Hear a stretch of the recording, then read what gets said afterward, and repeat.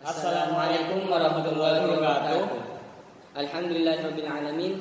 Assalatu wassalamu ala asyrafil anbiya wal mursalin sayyidina Muhammadin wa ala alihi wa sahbihi ajma'in. Amma ba'du. Kami dari Madrasah Al-Nurul Jadid, saya Muhammad Rizal dan saya Ahmad Khairuz Zadid.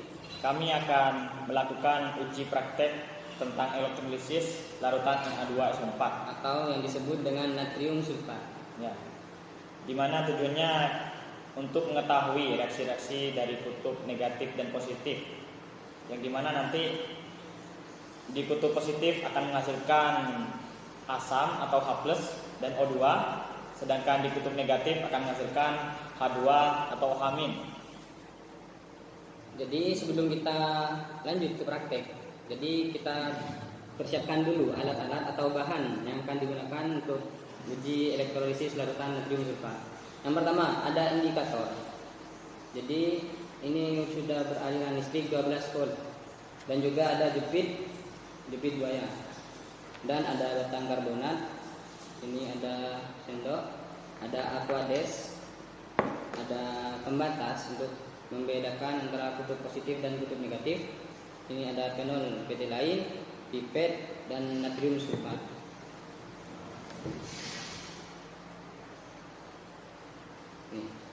Oke, jadi setelah kita siapkan bahan-bahan tersebut, mari kita lanjut ke praktek.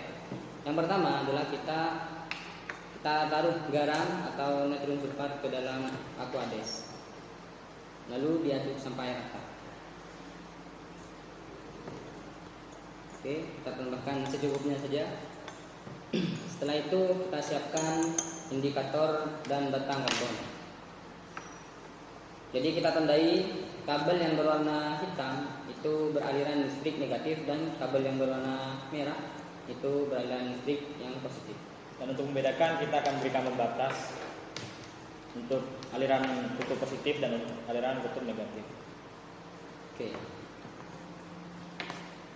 Jadi di sini sebelum kita mengetahui reaksi kutub positif dan kutub negatif, maka kita taruh dulu atau letakkan batang karbon dan batang karbon yang lain ke dalam air aquades. Jadi di sana nanti akan ada reaksi antara batang karbon positif dan batang karbon negatif. Jadi batang karbon positif nanti gelembungnya atau gas yang dihasilkan itu lebih sedikit daripada batang karbon yang bermuatan negatif. Jadi untuk kita buktikan, mari kita lihat.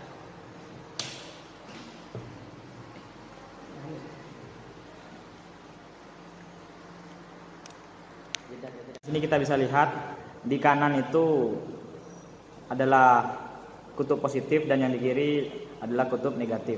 Di sana kita bisa melihat bahwa di kutub negatif itu menghasilkan unsur H2 yang dimana lebih cepat gelombangnya daripada yang merah yaitu O2. Selanjutnya untuk mengetahui kadar asam dan basa kita akan menambahkan fenol betilain atau PP. Jadi ini sebagai indikator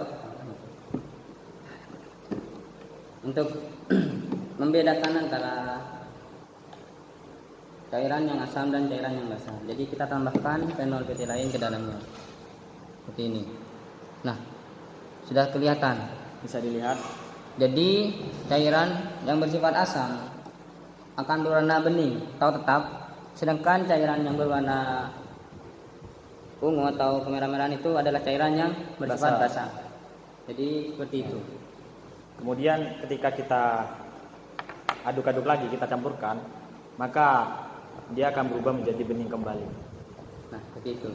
Jadi Karena- kenapa? Karena Kenapa, Bun? asam dan basa ketika kita campurkan maka dia akan menghasilkan air. Ya. Jadi kembali ke wujud asalnya, menjadi netral. Jadi kita akan mencobanya kembali untuk lebih yakin ya. Di sini yang di kiri seperti yang kita sudah ketahui ini adalah batang yang sudah dialiri aliran negatif, dan yang kanan ini adalah batang karbon yang sudah dialiri aliran positif. Di sini sudah ada larutan natrium sulfat ya. Kita akan coba kembali.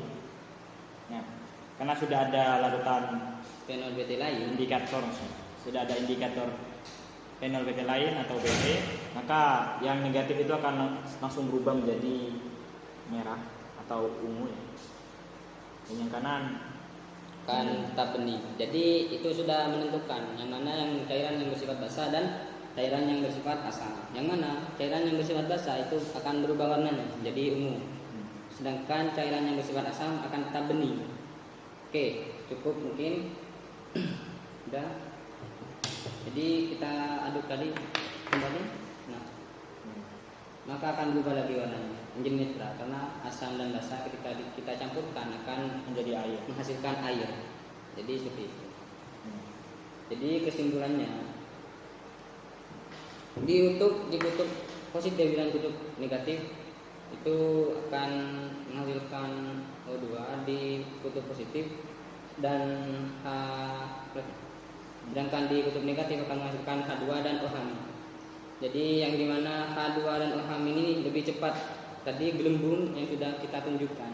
Nah itu berasal dari H2 dan OH- atau di kutub yang negatif. Sedangkan O2 dan H+ berasal dari aliran kutub yang positif.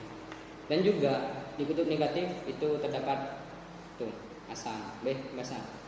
Sedangkan di kutub positif tadi ada cairan yang bersifat asam. Sebenarnya akan tetap bening. Jadi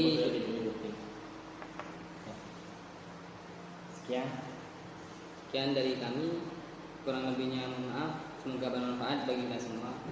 Wassalamualaikum warahmatullahi wabarakatuh. Wabarakatuh.